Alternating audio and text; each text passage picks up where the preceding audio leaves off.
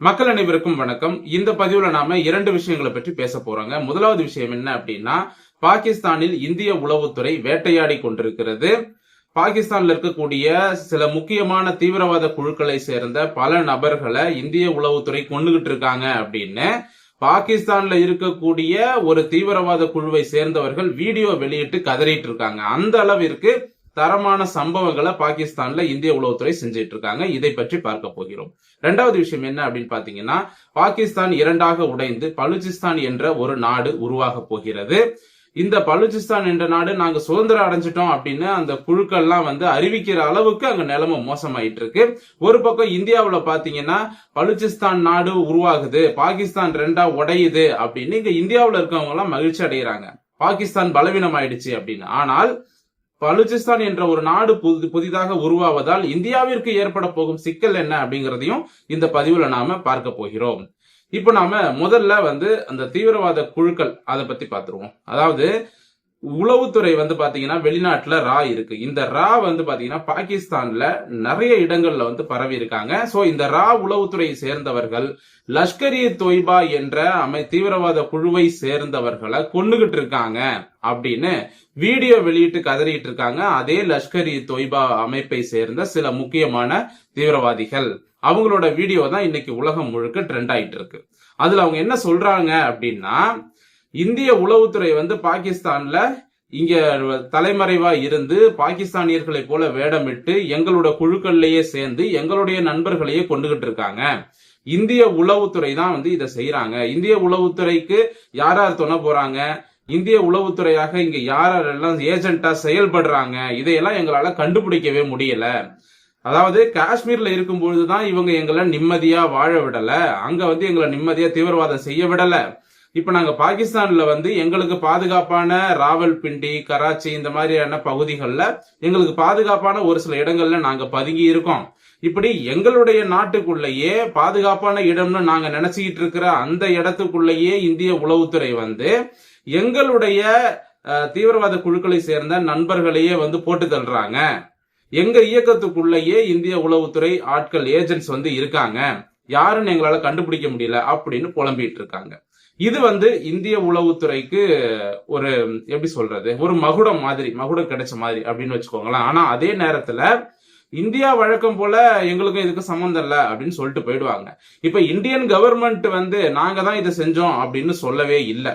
ஆனா அவனுங்க சொல்றானுங்க இந்திய உளவுத்துறை தான் செய்யுது அப்படின்னு. பாகிஸ்தான் கவர்மெண்ட்டும் இந்தியா மீது குற்றச்சாட்டு வைக்குது, எங்க நாட்டுக்குள்ள ஏஜென்ட்ஸ் மூலமா எங்க நாட்டுல நிறைய பேரை நீங்க கொண்டுகிட்டு இருக்கீங்க அப்படின்னு பாகிஸ்தான் கவர்மெண்ட்டும் பேசுது. நான் என்ன கேட்கிறேன் பாகிஸ்தான் கவர்மெண்ட்டுக்கு அப்படின்னா, இப்ப லஷ்கர்-இ-தொய்பா தீவிரவாத அமைப்பை சேர்ந்தவன் வீடியோ வெளியிடுறான் அப்படின்னா அதுல ஒரு நியாயம் இருக்கு. அவன் தரப்பு நியாயம் என்ன அப்படின்னு பாத்தீங்கன்னா, எங்க ஆளுங்களை இந்தியா கொள்ளுது அப்படின்னு அவன் ஒரு வீடியோ வெளியிடுறான், ஓகே.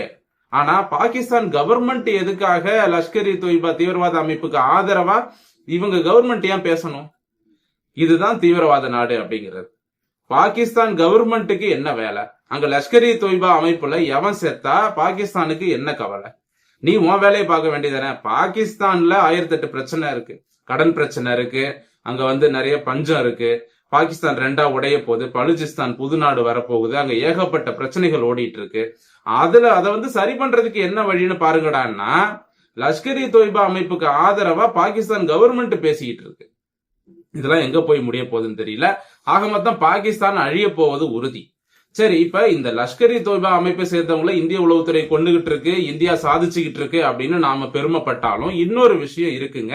அது என்ன அப்படின்னா, இந்த பலுச்சிஸ்தான் என்ற நாடு, பலுச்சிஸ்தான் என்ற ஒரு நாடு புதிதாக உருவாக போகிறது அப்படின்னு அவ்வப்போது செய்திகள் வந்துகிட்டே இருக்கு. பாகிஸ்தானை ரெண்டா உடைச்சு பலுச்சிஸ்தான் என்ற தனிநாடு வேணும்னு சொல்லி அங்க ஆயுத குழுக்கள் ஆயுதம் ஏந்தி இந்திய அதாவது பாகிஸ்தான் ராணுவத்துக்கு எதிராக சண்டெல்லாம் போட்டு நிறைய பிரச்சனை பண்ணிட்டு இருக்காங்க.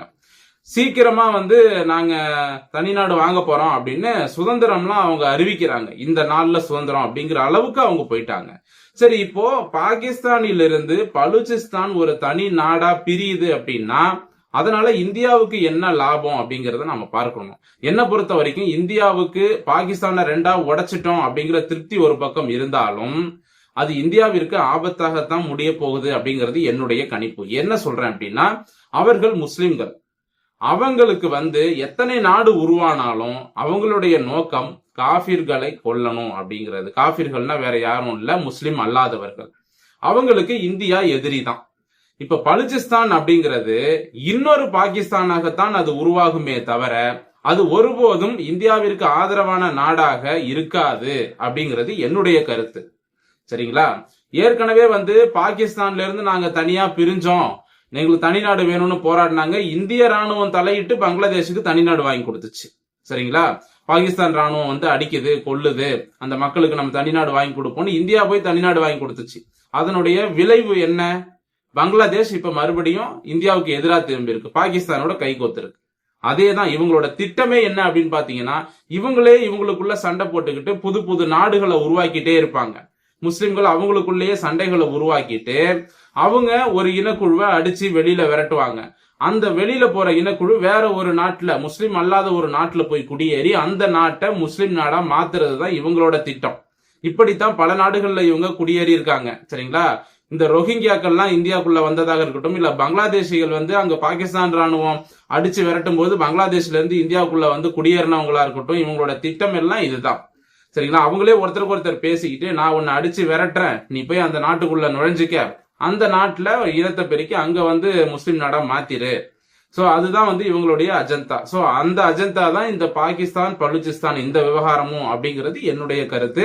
இப்ப பலுச்சிஸ்தான் என்ற ஒரு நாடு உருவானாலும் அந்த நாட்டுக்கு பாத்தீங்கன்னா ஒரு ராணுவம் வரும், அவங்களுக்குன்னு ஒரு கவர்மெண்ட் வந்துரும். அப்ப அவங்களுக்கும் ஒரு ராணுவம் வரும் பொழுது இந்தியாவுக்கு பக்கத்துல 3 எதிரிகள் வந்துருவாங்க. ஏற்கனவே பங்களாதேஷ், பாகிஸ்தான் 2 எதிரி இருக்காங்க. இப்ப 3வதாக ஒரு புதிய எதிரி பாகிஸ்தான் பக்கத்திலேயே உருவாகுது. ஆப்கானிஸ்தான் எப்ப எதிரியா மாறும் அப்படின்னு சொல்லவே முடியாது. அந்த மாதிரி ஒரு நிலைமையில இருக்கு. பாகிஸ்தான், பங்களாதேஷ்னு 2 எதிரி இருக்கும்போது இப்ப 3வதா இன்னொரு எதிரியையும் நாம பக்கத்துல வச்சுக்கணுமா? அப்ப கொஞ்சம் யோசிச்சு பாருங்க. இப்போ இந்த பலுச்சிஸ்தான் தனிநாடு உருவாகிறத இங்க இந்தியாவில நிறைய பேர் கொண்டாடிட்டு இருக்காங்க. பாகிஸ்தானை நாம 2ஆ உடைச்சிட்டோம், பாகிஸ்தான் உடைஞ்சதுல சந்தோஷம், பாகிஸ்தான் பலவீனம் ஆயிடுச்சு, இப்படி எல்லாம் நினைச்சு நாம மகிழ்ச்சி அடைகிறோம். அது நமக்கே ஆபத்தாக எதிர்காலத்தில் முடிய போகிறது. அப்போ முஸ்லிம் நாடுகளோட எண்ணிக்கை தான் கூடுது. முதல்ல பாகிஸ்தான் இருந்தது, அப்புறம் பங்களாதேஷ் வந்துச்சு, இப்ப பலுச்சிஸ்தான் வருது. இன்னும் பல குட்டி குட்டி நாடுகளை அவர்கள் உருவாக்கி கொண்டே போவார்கள். அப்படி உருவாக்கிட்டே போனாங்கன்னா அவங்களுடைய பலம் தான் கூடும், அவங்களுடைய ராணுவ பலமும் கூடும். சரிங்களா? அப்ப பலுச்சிஸ்தான் ஒரு நாடு தனியா உருவாகி அவங்களுக்குன்னு ஒரு கவர்மெண்ட், அவங்களுக்குன்னு ஒரு ப்ராப்பர் இன்கம், அவங்களுக்குன்னு ஒரு ப்ராப்பர் ஆர்மி, இது எல்லாமே கிடைச்சிருச்சு அப்படின்னா நாளைக்கு அவங்களும் இந்தியாவுக்கு எதிராக தான் வருவாங்க. காஷ்மீர்ல நுழையறதுக்கு அவங்களும் பார்ப்பாங்க. சரிங்களா? சோ ஆக மொத்தம் இந்த பலுச்சிஸ்தான் என்ற ஒரு தனி நாடு உருவாவது இந்தியாவிற்கு சிக்கல் தான் என்பதை சொல்லிக்கொண்டு இந்த பதிவை நான் முடித்துக் கொள்கிறேன். மீண்டும் அடுத்த நல்ல பதிவோடு உங்களை சந்திக்கிறேன். நன்றி, வணக்கம்.